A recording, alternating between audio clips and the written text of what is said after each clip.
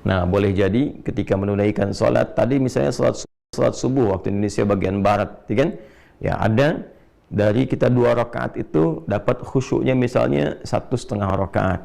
Nah, sebagiannya ada yang menerawang kemana dan sebagainya, ya kan? Ya, ada yang dapat khusyuknya misalnya 1 rakaat dan sebagainya. Nah, yang menyempurnakan, melengkapi dalam konteks ini kekhusyuan yang dimaksudkan, sehingga pahala yang didapatkan ya tetap disempurnakan dengan amalan-amalan ini, kurangnya dicari dengan nafilah, Nah, inilah fungsinya disebut dengan nafilah, menyempurnakan, melengkapi ya nilai-nilai yang terdapat dalam amalan fardu yang dirasakan kurang, seperti halnya apa? Kekhusyuan, atau juga dalam konteks pahala. Ya, hadisnya sangat viral sekali. Masih ingat ya? Inna awwala ma yuhasabu bihil abdu yaumal qiyamati as-salah. Ya, sungguh amalan pertama yang akan dihisab di hari kiamat itu, kata Nabi SAW, adalah salatnya. Idza salahat salaha sairu amali wa idza fasadat fasada sairu amali. Jika salatnya terindikasi baik, maka ini memberikan sinyal yang baik bagi amal-amal lainnya.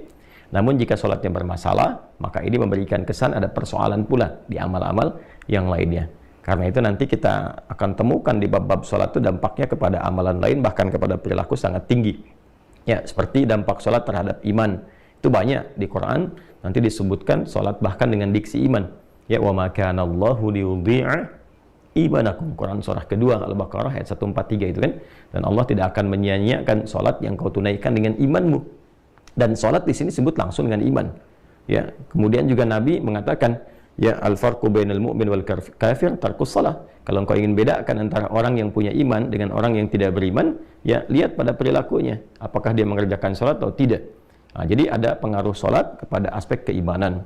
Ya, nanti ada pengaruh sholat pada perilaku. Quran surah ke-29 ayat 45 itu ya, innas sholata tanha 'anil fahsya wal munkar. Jadi kalau seseorang itu benar menunaikan sholatnya, bagus dia, maka akan terlihat dampak perilaku pada kehidupannya. Orang sholat, lebih baik perilakunya, lebih tertata, dia beraktivitas, lebih bisa menjaga bagian tubuh dia dari ujung kepala sampai ujung kaki. Intinya dia banyak berbuat kebaikan.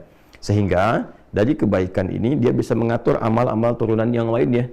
Udah pasti tuh kalau sholatnya benar, dia pasti bercita-cita pengen haji, pengen umrah, dia pasti ingin berzakat, kan? Dia pasti ingin dekat dengan Al-Quran. Jadi modal pertamanya sholat. Itulah sebabnya kenapa anak-anak di usia 7 sampai 10 tahun pendidikan dasarnya sholat. Ya, bukan manasik ya. Walaupun tidak salah anak-anak TK, SD diajarin manasik, tapi yang diperkuat sholatnya dulu, ya. Sholatnya dulu itu yang fokusnya, teman-teman sekalian. Nah, kembali ke sini, ya. Dari hadisnya nanti kalau kita akan teruskan, ketika seorang hamba terlihat bahwa dalam sholat pokok yang ia tunaikan itu ada yang kurang maksimal dari kehusyuannya, sehingga pahala yang diraih pun tidak optimal, maka Allah perintahkan kepada malaikat untuk melengkapi itu semua dengan catatan sholat-sholat nafilahnya. Ya, sholat-sholat apa? Nafilahnya. Nah, karena itulah kemudian dalam konteks ini, sholat-sholat yang nafilah, yang menyempurnakan ketaatan kepada Allah Subhanahu wa Ta'ala, juga dihukumi dengan sunnah. Nah, sunnah. Jadi kalau kita ngaji ya di turunan bab fikih, khususnya dimasuk di bab usul fikih, ya, jadi nanti di fikih itu produk hukumnya. Bagaimana kita mengonstruksikan dalil-dalil menjadi sebuah produk hukum. Al-Quran itu kan dalil hukum, hadis dalil hukum, nanti ada ijma', ada qiyas. Ya, ketika kita mendapatkan satu persoalan, melihat sumber hukumnya. Nah, sumber hukum ini ketika kita ingin meramu ini, ya, mengkonstruksikan persoalannya sehingga mendapatkan dari sumber hukum ini isyarat hukum, maka ilmunya yang mengatur itu fikih namanya, sehingga keluarlah produk hukum. Apakah ini halal, ini haram, dan sebagainya. Tentu merumuskan ini nggak sembarangan. Ada petunjuknya. Di Islam itu lengkap sekali. Jadi ada langsung petunjuknya dari Nabi Sallallahu Alaihi Wasallam. Begini cara merumuskannya, seperti ini cara menetapkannya, menentukannya, dan sebagainya. Dari mulai bagaimana Nabi memberikan penjelasan untuk memahami tafsir Al-Quran, lalu menerangkan kepada kita dan menunjukkan begini menafsirkan dan mempraktekannya lewat hadis, dan setelah itu menguji sahabat bagaimana kemampuan mengkonfigurasikan dan memitigasikan persoalan-persoalan untuk diberikan pandangan hukum. Ya, seperti kasusnya sahabat Mu'adz bin Jabal radhiyallahu taala anhu ketika beliau diutus ke Yaman oleh Nabi sallallahu alaihi wasallam untuk menyampaikan dan menebarkan risalah Islam. Maka kepada Mu'adz bin Jabal, Nabi mengetes beliau sebelum berangkat, ya, mencoba untuk mengkonfigurasikan pemahamannya benar nggak ketika berangkat ini, dites dulu. Nah, itulah tugasnya para dai sebelum berangkat tuh, lengkapi diri dengan pengetahuan, kemampuan juga untuk memahami sumber-sumber hukum Islam, ya, sehingga Nabi memastikan kalau engkau nanti ingin memutuskan perkara, bagaimana caramu melakukannya. Maka kata Mu'adz, saya akan melandaskan semua apa yang akan saya jawab itu, pertama saya lihat sumber hukumnya dari Al-Quran, ya, setelah itu dari mana? Ya dari hadis. Setelah itu kalau engkau ingin memutuskan itu, engkau tidak dapat langsung lihat dalilnya spesifik di Quran, juga di hadis, bagaimana? Ya, ana ajtahidu bi ra'yi, kata beliau, saya menggunakan pendekatan, ya, pemahaman saya yang bersumber dari Al-Quran dengan hadis. Jadi dikonfigurasikan, oh ini seperti ini nih memahaminya. Ini ada ayatnya, ini ada hadisnya, lihat isyaratnya kemana, begini hukumnya. Dan nanti yang luar biasa membaca itu, ya, untuk merumuskan pola hukum di turunan fikih sehingga menjadi kaidah-kaidah fikih, diantaranya Al-Imam Asy-Syafi'i dengan kitabnya yang sangat terkenal, yaitu kitab Ar-Risalah, yang dikodifikasikan, dibukukan dari hasil surat menyurat beliau, ya, dengan seorang pembesar yang meminta petunjuk, dijawab, minta petunjuk, dijawab oleh Al-Imam Asy-Syafi'i, lantas itu kemudian dibukukan.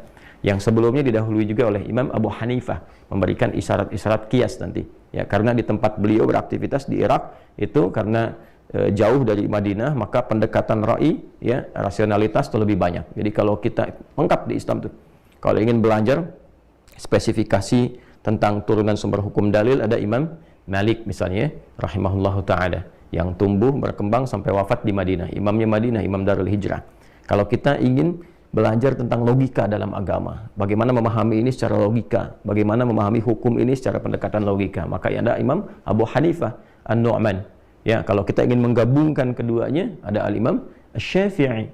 Nanti muridnya Imam Asy-Syafi'i ada Imam Ahmad bin Hanbal. Jadi lengkap, di kita tinggal merujuk, memilih, melihat, dan melengkapi keseluruhannya. Kembali ke sini, maka nanti, ya, dalam pendekatan ilmu fikih ada turunan usul fikih. Nah, di situ kita akan temukan, ya, di antara definisinya. Karena nanti ada perbedaan antara hadis dengan sunnah di ilmu hadis, fikih, dan usul fikih. Ya, kalau di hadis nyaris keduanya sama, dibedakannya dengan kurikulumnya saja.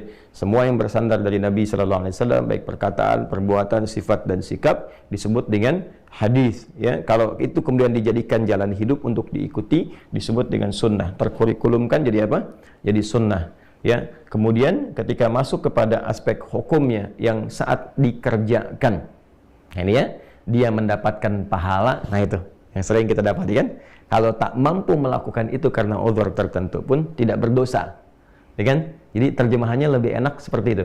Kalau dikerjakan mendapatkan pahala, artinya ada tambahan di sini. Ini poinnya, ya kan? Kalau tak mampu dilakukan karena uzur tertentu, maka tidak menjadi dosa, nggak apa-apa gitu. Ya, tapi kalau bisa Anda kerjakan, maka mendapatkan potensi apa? Pahala. Ini gambarannya. Jelas ya? Nah, teman-teman sekalian, nanti kalau kita ngajinya masuk ke kaidah fikih, misalnya di fikihnya, ya, maka kita akan temukan sunnah itu nanti bersandingnya dengan apa? Dengan turunan hukum di antara 5 hukum itu, ya. Jadi mulai pertengahan nanti ada ibahah, ya, satu yang kebolehan, nanti ketika boleh disebut dengan mubah, geser ke kanan jadi sunnah penekanannya, ke kanannya lagi jadi wajib, ke kiri jadi makruh, kiri lagi jadi haram. Jadi kalau kita jemari kita ini 5, ya, Allah ciptakan, ya, pada umumnya kita dapati 5, ini juga jadi standar pengetahuan hukum kalau kita ngaji di fikih, ya. Balik ke sini. Nah, ini nanti akan diperintahkan oleh Allah kepada malaikat untuk melengkapi pahala-pahala ini.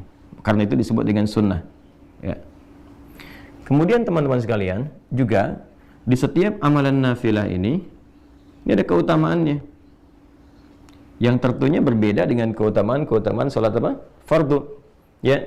Dari subuh sampai dengan isya tentu utama, ya, seperti yang pernah kita bahas sebelum-sebelumnya, memberikan ketenangan kepada jiwa, mempercepat pengabulan doa, kan, merubah perilaku jadi lebih baik. Itu amalan-amalan salat fardu. Jadi salatnya 5 waktu, keutamaannya yang pokok juga 5. Pernah kita uraikan, silakan rujuk kembali. Nah, sedangkan yang ini salat-salat nafilah yang dihukumi sunnah, ya, dihukumi apa? Sunnah. Nanti kita akan kaitkan kenapa lebih banyak disebutkan sunnahnya, viral namanya, dibandingkan dengan nafilah, karena ada aspek yang ini, yang ketiga ini, keutamaan. Ternyata di setiap salat nafilah itu akan ditemukan keutamaan-keutamaan yang bahkan boleh jadi nggak didapati dalam salat fardu. Ya, nanti kita lihat ragamnya. Misal, sering kita dapati salat yang rawatib, yang tersusun, ya bersanding dengan salat-salat fardu. Misal 2 rakaat sebelum subuh tadi kan, kemudian 4 rakaat sebelum zuhur. Kalau tak mampu 4 jadi 2. Hadisnya Ibnu Umar radhiyallahu taala anhuma.